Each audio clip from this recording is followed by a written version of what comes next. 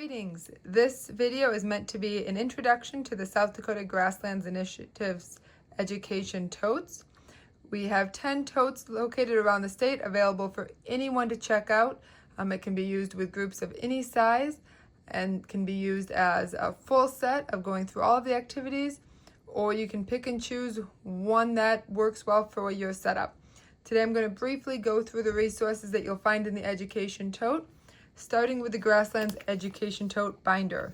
So each tote has one of these, which gives an overview of the resources. On the front page, this yellow cardstock is kind of a checklist, so when you're putting things back together, you can look it over and make sure that you have everything in there. The first page gives an overview of all of the different activities in the tote. That includes activity directions for the Web of Grassland Life, which is set up for each participant to have a name badge representing a different organism in the grasslands. The next activity is the plant press. We don't have the materials for making the plant press in the tote, but we do have directions in this binder if that's something you want to do. Activity option 3 is tall grass printmaking.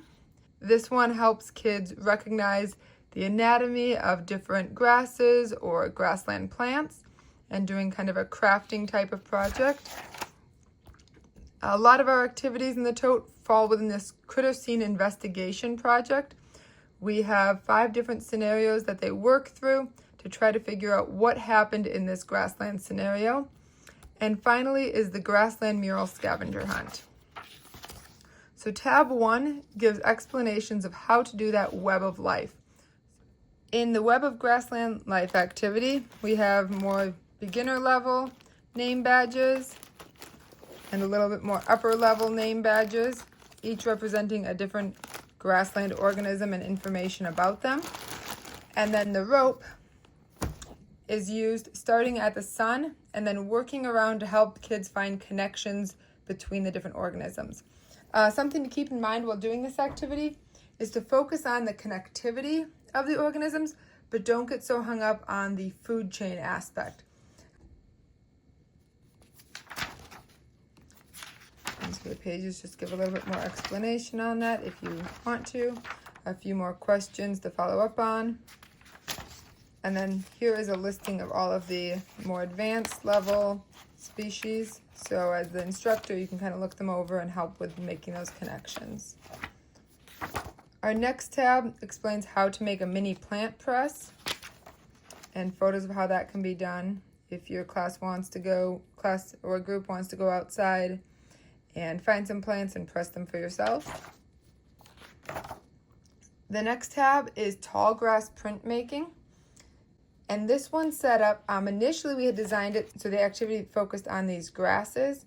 It's now changed so that we had an addition from some outdoor campus staff realized that this is a great activity to do with wildflowers.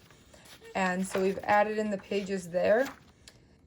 In all of the binders, the pages that come in the page protectors, you can follow this tiny URL and it'll take you to the Google Drive folder where you can print off the handouts directly off of that page rather than having to make copies here if you're interested in doing it that way.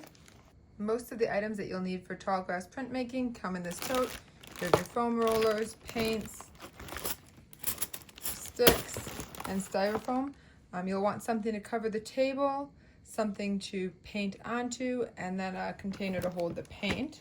And so participants will select if they want to do a grass or wildflower and then set the picture on top of the styrofoam. And then trace the design they want. You'll also notice some of the boxes have the styrofoam trays from like the meat counter. Some have flatter ones. We're experimenting with which style works best. Just going to do a rough design to give you an idea of how this works. And then when getting the paint, using the paint roller, less is more is the advice. So just remind your participants of that. Roll it on the tray.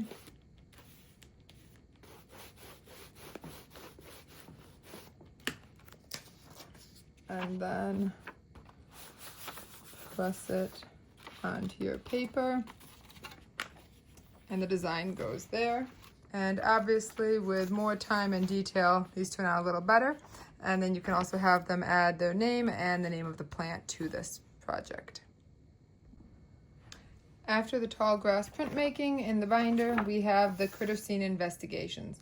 So this first page talks about how to kind of set things up, and typically these I've seen used either as rotational stations that the students can work through in small groups, or sometimes it's set up at an event where maybe just one or two of the CSI scenarios is set out. I'll take you on a quick tour through the different totes. Something to note is that this first sheet gives a quick overview of the CSI activities, and then there's a page for each scenario that tells you how to prep it, what materials you want to set out with it, and some discussion questions that you might have with the group afterwards. If they're working independently, you can print off the sheets with questions for them to work through to help them arrive at their conclusion. Or if you're setting this up at an event, there's some broader questions just to encourage discussion as they're going through the scenario. An important thing to note as you're doing all of these kits is to emphasize it's not as critical if they get to the exact right or wrong answer. The bigger thing is just how they're showing their thought process and thinking through it. This scenario is a little simpler. It involves 4 different plants, each with a pollinator on it, and then they're on this stand so you can set them up. And the participant looks through and tries to identify the 4 insects and the 4 plants that are hosting those pollinators using an insect guide book that highlights each of them, and the wildflower guide. A lot of these kits will have a beginner edition and a junior edition. So if you're looking for a little bit more information that you want your participants to sort through, look for that junior level one. Otherwise, the beginner edition is a little bit simpler. And then in this overall tote, we also have some extra magnifying glasses, some tape that you can set out to just kind of set the scene. I'll kind of use these sometimes to divide the different scenario stations. And then each scene also kind of gives an idea of where in the state this can be found. For some of the scenarios, it's a little more relevant than others. Another one we have is A Thief in the Night. This one is set in Mitchell. This one has the site being a little bit more relevant to the scenario, as it shows both the historical photo and a more recent photo to help the participants understand the idea that wildlife is going to exist in this space, even with urbanization coming in.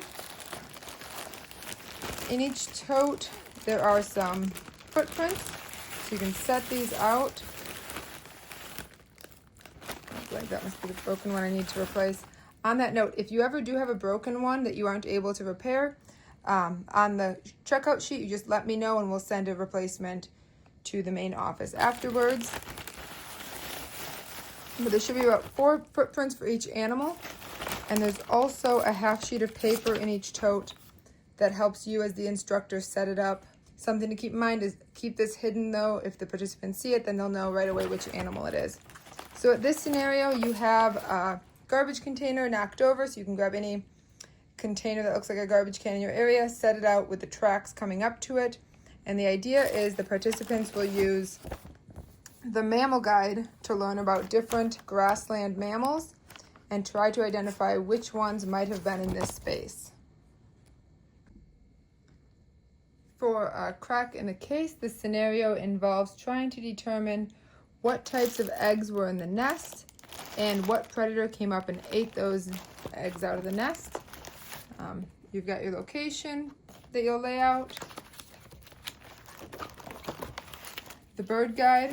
So here's an example where you can see the beginner and intermediate options. Beginner is just a little more simplified. The intermediate requires a little bit more sorting through. And then your mammal guides, and using that to identify what came in and ate the eggs. Who goes there is a scenario of trying to figure out which kind of bird came in here. You'll use the questioning which insects it was eating, and then using both the tracks of the bird as well as the diet of the bird and the location in this picture, which is a prairie dog town, to identify which type of bird it most likely was and what they were eating. For the chew on this scenario, it involves an antler that has some chewing marks on it, as well as some scat that's found nearby. You've got your rabbit scat that you'll lay out near it. And then the participants will use the 3 skulls from a mouse, a rabbit, and a prairie dog to try to figure out what chewed on this. So what they'll need to do is use their rulers and the mammal guide to try to first figure out what types of skulls these are, unless you wish to provide that with them. And then they'll use the measurements, the location, the scat to try to deduce that it was a rabbit that chewed on these antlers.